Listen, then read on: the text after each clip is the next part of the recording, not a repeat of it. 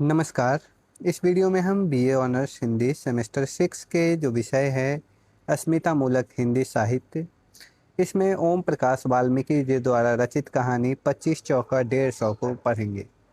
इसमें मैं आपको इस कहानी का सारांश बताऊंगा और इस कहानी का विश्लेषण आपको बताने वाला हूं। तो वीडियो के अंत तक बने रहें। आपके पाठ्यक्रम की और भी जितनी रचनाएं संकलित है उन सभी पर वीडियो बनाई जा रही हैं। हमारे चैनल पर प्लेलिस्ट बना दिया गया है, उसमें सभी वीडियो आपको मिल जाएंगे। तो आइए वीडियो को शुरू करते हैं। एक गरीब दलित पिता जिसे गिनती तक ठीक से नहीं आती थी, उसे पूरी जिंदगी लगता रहा कि 25 चौका 150 होता है, क्योंकि गांव के चौधरी ने उसे यही बताया था और अशिक्षा ने उसे सच और झूठ में फर्क करना नहीं सिखाया। बचपन में जब उसका बेटा सुदीप स्कूल में जाता है और 25 चौका 150 बोलता है, तब उसे मास्टर थप्पड़ मारकर कहता है, अबे 25 चौका 100 होता है। एक तरफ पिता का विश्वास, दूसरी तरफ किताब का सच, और इनके बीच पीसता रहा एक दलित बच्चा। सालों बाद जब वही बच्चा पढ़ लिख कर नौकरी करता है, तो पहली तनख्वाह के पैसे से अपने पिता को गिन कर दिखाता है कि 25 चौका 100 ही होता है। तब पिता को एहसास होता है कि उन्हें जिंदगी भर ठगा गया।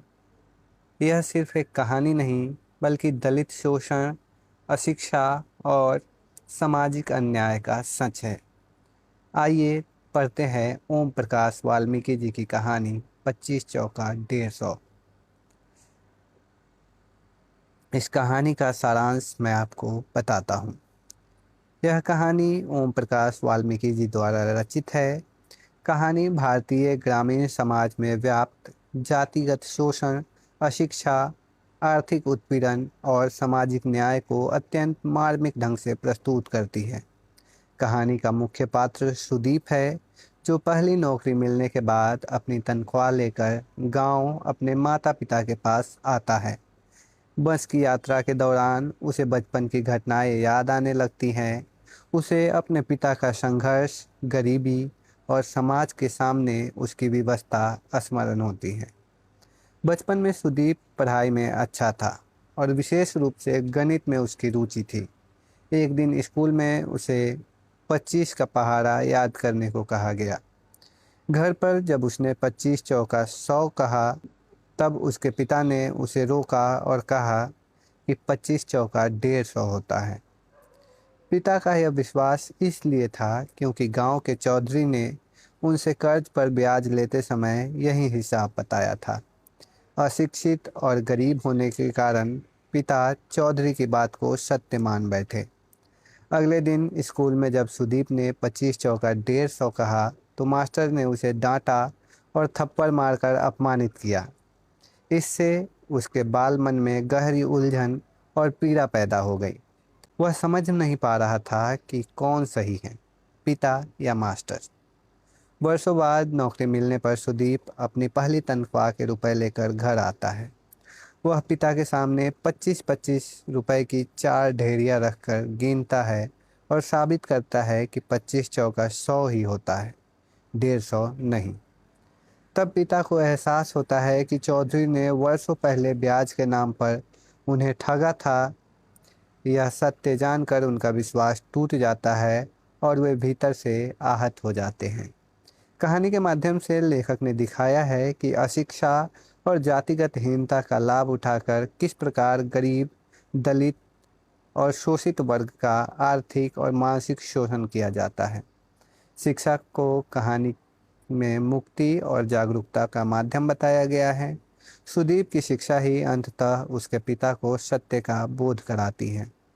तो ये इस कहानी का संक्षिप्त सारांश था। अब हम इस कहानी का विश्लेषण देखते हैं। ओम प्रकाश वाल्मीकि जी द्वारा रचित यह कहानी 25 चौका 150 हिंदी दलित साहित्य में एक महत्वपूर्ण कहानी है। यह कहानी केवल एक गरीब परिवार की आर्थिक ठगी की कथा नहीं है, बल्कि भारतीय समाज में व्याप्त शोषण, अशिक्षा, सामंती मानसिकता और दलित जीवन की त्रासदी का गहरा दस्तावेज है।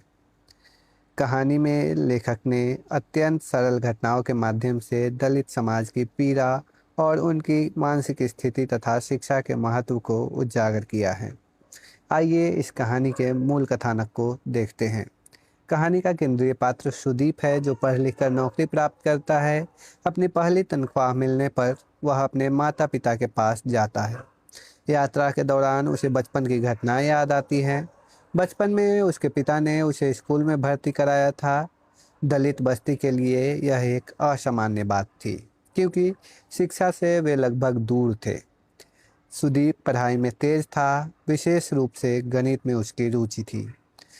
जब वह 25 का पहाड़ा पढ़ रहा था, तब उसने पिता के सामने 25 चौका 100 पढ़ा। पिता ने उसे बताया कि 25 चौका 100 नहीं, 150 होता है।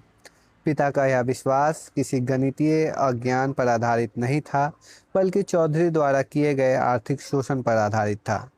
चौधरी ने कर्ज के ब्याज का गलत हिसाब लगाकर उन्हें ठगा था। अंत में शिक्षित सुदीप अपने पिता को वास्तविक गणना समझाता है और 25 चौका 100 होता है यह बताता है। तब पिता को एहसास होता है कि वर्षों तक उनके साथ धोखा हुआ है। यही बोध कहानी का सबसे मार्मिक क्षण है। आइए इस कहानी में वर्णित सामाजिक यथार्थ को देखते हैं। यह कहानी भारतीय ग्रामीण समाज में कठोर यथार्थ को सामने लाती है। इसमें जातिगत विभाजन का वर्णन मिलता है। कहानी में दलित समुदाय को समाज के सबसे निचले पायदान पर दिखाया गया है। सुदीप के पिता को हर जगह अपमान और दयनीयता का सामना करना पड़ता है। उदाहरण के तौर पे यहाँ दिया गया है कि जब सुदीप के पिता उसे स्कूल में भर्ती कराने ले जाते हैं, तो वे मास्टर जी से आग्रह करते हैं कि मास्टर जी, इस जातक को अपनी शरण में ले लो, यानी इस छोटी जात के बालक को अपने शरण में ले लो। यह वाक्य हमें बताता है कि दलित व्यक्ति शिक्षा जैसी मूलभूत चीज़ों के लिए भी कितना विनम्र प्रार्थना करने पर मजबूर है। इसके बाद इसमें आर्थिक शोषण का भी वर्णन मिलता है। कहानी का केंद्रीय बिंदु ही आर्थिक शोषण है। चौधरी ने अशिक्षा का लाभ उठाकर सुदीप के पिता से गलत ब्याज वसूला। 100 रुपये हर महीने 25 रुपये ब्याज के बनते हैं। 25 चौका 150। सुदीप के पिता को ऐसा चौधरी बताता है कि एक महीने का ब्याज 25 रुपये हुआ तो 4 महीने का 150। यहाँ 25 चौका 150 केवल गणित नहीं, बल्कि शोषण व्यवस्था का प्रतीक है। इस कहानी में अशिक्षा की त्रासदी का सुंदर वर्णन प्रस्तुत किया गया है।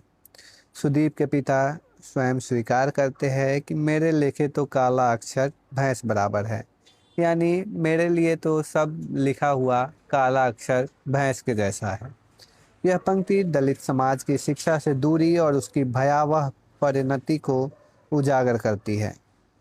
अशिक्षा के कारण वे आर्थिक, सामाजिक और मानसिक रूप से शोषित होते रहे हैं।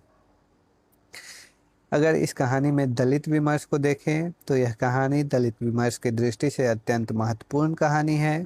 इसमें दलित जीवन की वास्तविक समस्याओं को बिना किसी कृत्रिमता के प्रस्तुत किया गया है। तो आइए इसमें दलित विमर्श के प्रमुख आयामों को देखते हैं। इस कहानी में सामाजिक अपमान और हीनता का वर्णन देखने को मिलता है। दलितों को समाज में सम्मान नहीं मिलता। सुदीप के पिता हर समय गिड़गिड़ाते दिखाई देते हैं। स्कूल में भी सुदीप को जाति सूचक शब्दों से अपमानित किया जाता है। उदाहरण के तौर पे जब सुदीप 25 चौका 150 बताता है, तब उसके मास्टर कहते हैं कि अबे चूहरे के आगे बोलता क्यों नहीं। जब उसे डांट पड़ती है और वो चुप हो जाता है, तब उसे इस जाति सूचक शब्द से सूचित किया जाता है। इस कहानी में शिक्षा बनाम अज्ञान का भी वर्णन मिलता है। दलित विमर्श में शिक्षा की मुक्ति का माध्यम दलित विमर्श में शिक्षा को मुक्ति का माध्यम माना गया है। कहानी में दो पीढ़ियां दिखाई गई हैं। पिता जो कि अशिक्षित और शोषित है, और सुदीप जो कि शिक्षित और जागरूक है। सुदीप की शिक्षा ही अंततः सत्य को उजागर करती है। यहाँ लेखक का संदेश स्पष्ट है कि शिक्षा सामाजिक मुक्ति का सबसे बड़ा साधन है। इस कहानी में सामंती व्यवस्था का विरोध दिखाया गया है। चौधरी गांव की सामंती शक्ति का प्रतिनिधित्व करता है। वह दलितों की गरीबी और अशिक्षा का लाभ उठाता है। सुदीप के पिता उसे भला आदमी मानते रहते हैं, लेकिन अंत में सत्य सामने आते ही यह भ्रम टूट जाता है। इस कहानी में मानसिक दासता का भी चित्रण देखने को मिलता है। दलित विमर्श केवल बाहरी शोषण की बात नहीं करता, बल्कि मानसिक गुलामी की भी चर्चा करता है।